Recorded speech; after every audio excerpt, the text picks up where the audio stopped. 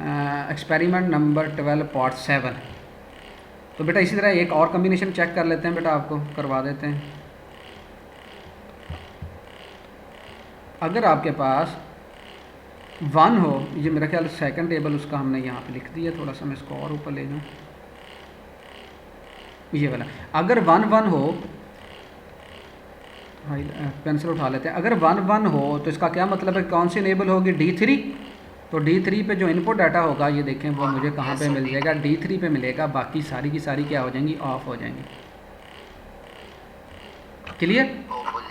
अब हमने next table इसे सिंप्लीफाई टेबल कैसे बनाएंगे, ये जो डबल कम्बिनेशन है इसको मर्ज करके एक लिख देंगे। इसको हम लिख देंगे कि ये किसके इक्वल आ रहा है बेटा, इनपुट के इक्वल आ रहा है। तो वहाँ पे हम क्या पुट करेंगे, इनपुट आई पुट कर देंगे।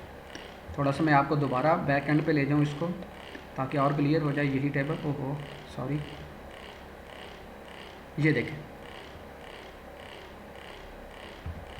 हमने क्या करना है सिंपली कि ये हमारे पास क्या थे बेटा, मल्टीपल 2 टाइम्स आ रहे थे, इनको मर्ज कर देंगे।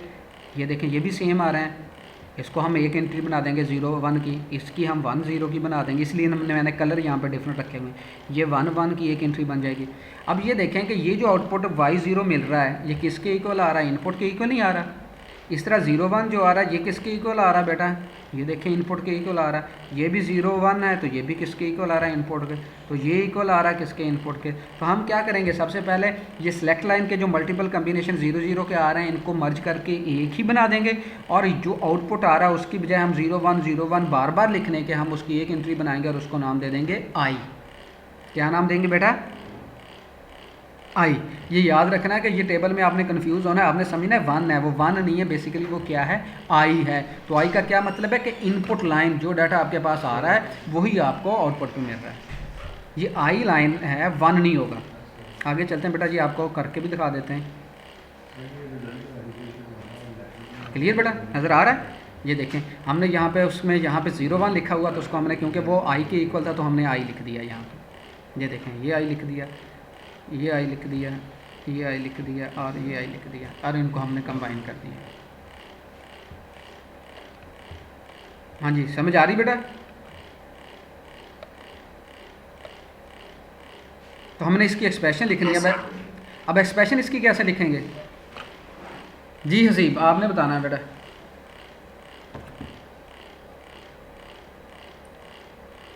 सर ऐसे वो लाइट ऑफ होगी वो चलेगी, आप बता दो बेटा फिर। सर वो कॉमन नहीं है ना उसके काफी तीसरा बेटा ख़ास ख्याल रखना है यहाँ पे, वहाँ पे जो मल्टीप्लेक्सर था बेटा, वहाँ पे आपके पास जो था वो आपके पास आउटपुट 1 थी, तो आपकी एक एक्सप्रेशन बनी थी। यहाँ पे आउटपुट कितनी है बेटा, यस सर, यहाँ पे आउटपुट कितनी है, 4, y0 y1 y2 and y sir इधर आउटपुट 4 है 4। तो यहाँ पे आपकी 4 एक्सप्रेशन बनेगी। क्लियर बेटा, हाँ जी वेरी गुड। तो y0 की अलग बनेगी, y1 की अलग बनेगी, y2 की अलग बनेगी, y3 की अलग बनेगी। लेकिन आपने यहाँ पे देखा है कि y1 है ये y0 में, और y1 में, y2 में, y3 में जो एक्सप्रेशन में आपने कैलकुलेट करना है तो वो आपको लिखनी एक ही पड़ेगी। तो बनेगी तीनों की अलग अलग। तो वो देखें ये ऐसे ही है, y0 की बनाए तो क्या बनता है, s complement, s and s0 complement आए। ये देखें, ये देखें, ये ले लें या ये वाला टेबल ले लें, इसमें देखें क्या बनेगा, इस पे आ जाएं। ये देखें इसी तरह बेटा इसका बना लें, इसका बना लें। अगर इसका बनाएं तो कैसे बनेगा, कोई बनाएगा, ये वाला। इसका अगर बनाएं तो ये तो हो गया आपके पास आई, ठीक हो गया। इसको हम आई लिखेंगे, ये 1 नहीं है ये आई है, इसको हम क्या लिखेंगे बेटा, आई। तो ये हमारे पास क्या है, S1 है और S0 है, जिसको लिखेंगे S1 का कम्प्लीमेंट और S1 कम्प्लीमेंट और S0 का कम्प्लीमेंट साथ ही आई आ जाएगा। इससे कन्फ्यूजन ना कि ये 2 मल्टीपल आर 0 1 आ रहे हैं, इसमें 0 लिखेंगे या 1 लिखेंगे। बेटा इसको हमने क्या कह चुके हैं, आई, तो हम इसको आई लिखेंगे। इस तरह बेटा अगर इसकी बात करें y1 की एक्सप्रेशन लिखनी हो तो वो क्या लिखेंगे, यस ये अगेन आई बन जाएगा, तो ये क्या बन जाएगा? S1 कम्प्लीमेंट बि- S0 और आई। बिल्कुल गुड हो गया। इसी तरह बेटा इसी का अगर बनाए तो क्या बनेगा? ये आई बन गया। इसका आएगा सर S1 और S0 कम्प्लीमेंट और आई। Very good very good. इसका मतलब है कि ये चीज़ आपको क्लियर हो गई है। Yes sir. आगे चलते हैं जी, अब इसकी एक्सप्रेशन देख लेते हैं। ये देखें जी कितनी एक्सप्रेशन बन गई हैं इसमें, y0 की अलग, y1 की अलग, y2 की अलग, y3 की अलग। कितनी एक्सप्रेशन बन चुकी हैं बेटा हमारे पास? 4 एक्सप्रेशन। क्यों अलग हो 4 क्यों बनी है? 4 सर। क्योंकि हमारे पास आउटपुट टर्मिनल 4 थे। और यस सर। अब 4 वाले में देखें बेटा कितने कम्बिनेशन यूज़ हो रहे हैं? 2 नहीं यूज़ हो रहे हैं। अब देखें 2 का हर एक कम्बिनेशन यूज़ हो रहा है। ये 0 0 कम्बिनेशन हो गया, ऐसे ही है। ये 0 0, ये क्या आ गया आपके पास? 0 1 आ गया। जी सर। ये आपके पास क्या आ गया? 1 0 ये 1 0 आ गया। और ये आपके पास क्या आ गया?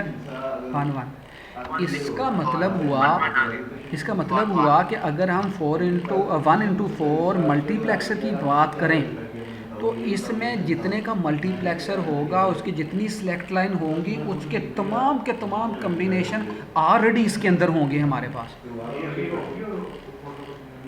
क्लियर हो गया? अब हम इसको बनाते हैं बेटा, इसका सर्किट बनाते हैं। ये कम्प्लेक्स इंजीनियरिंग एक्टिविटी में आना है आपको, इसलिए मैं बार बार इस पर फोकस कर रहा हूँ और इसको डिटेल में लेके चल रहा हूँ। ये देखें, ये हमने वो टेबल सिंप्लीफाई करके बना दिया, वो ऊपर वाला ही 4 वाला। अब उसमें ये चीज़ें हमने निकाल दी हैं।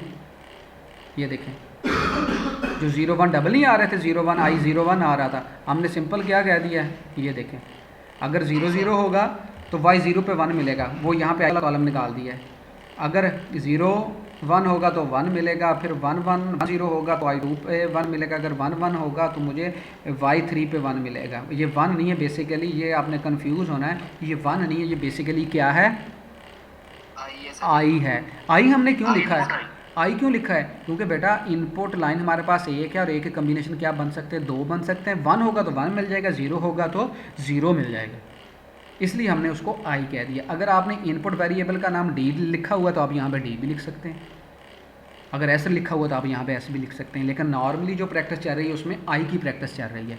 लेकिन बाद बच्चे इससे कंफ्यूज हो जाते हैं कि वो कहते हैं कि सर यहाँ पे तो 1 ही आंसर आना चाहिए था, यहाँ तो 1 आ ही नहीं रहा। ये देखें कभी 0 आ रहा है तो कभी 1 आ रहा है। बेसिकली ये 1 होता ही नहीं है, ये क्या होता है बेटा? आई होता है।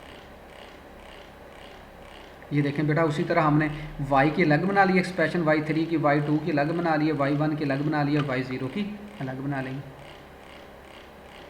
क्लियर? उसी तरह वो सिलेक्ट लाइन है। अब वहाँ पे देखें मल्टीप्लेक्सर में और डी मल्टीप्लेक्सर के सर्किट डायग्राम में क्या डिफरेंस आ रहा है? कोई नज़र आ रहा है आपको?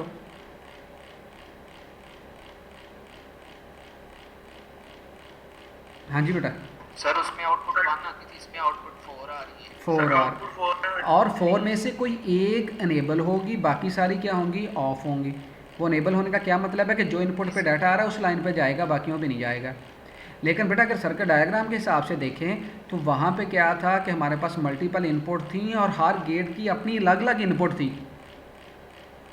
अगर डी मल्टीप्लेक्सर की बात करें तो बेटा क्या हो रहा है? एक ही इनपुट है और वही सबके साथ कॉमन हो रही है। ये देखें ऐसे ही ना था, आई सबके साथ नहीं आ रहा था। हमने ये तो नहीं कहा था कि I1 आएगा, I2 आएगा, क्योंकि एक ही इनपुट थी। अब देखें ये सबके साथ कॉमन हो रही है। एक्सप्रेशन में भी हमने यही लिखा था, ऐसे नहीं लिखा था। ये देखें सबके साथ आई है, ये नहीं है कि I1 है I2 है, तो इसका मतलब हर एक के साथ आई क्या होगी बेटा? कॉमन होगी। क्लियर हो गया बेटा इस चीज़ का भी?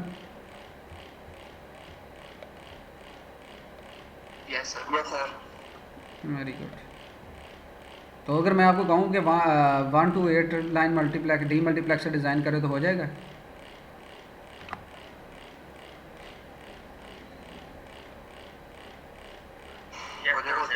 प्रॉब्लम ही कुछ नहीं है बेटा।